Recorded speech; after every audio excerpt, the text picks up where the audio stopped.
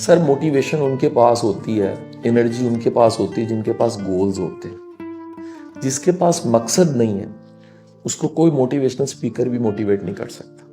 उसको दुनिया का कोई मोटिवेशन का इंजेक्शन लगाए वो मोटिवेट नहीं हो सकता।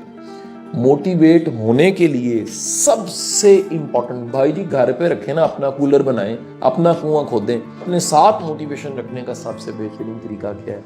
वो है गोल्स। जिनके गोल्स क्लियर होते हैं वो अपनी चारों एनर्जीज को, वो अपने 365 दिनों को, वो 52 वीक्स को, वो 8,760 घंटों को, वो 5,25,600 मिनट्स को, वो 3,15,36,000 सेकंड्स को भरपूर इस्तेमाल करते हैं।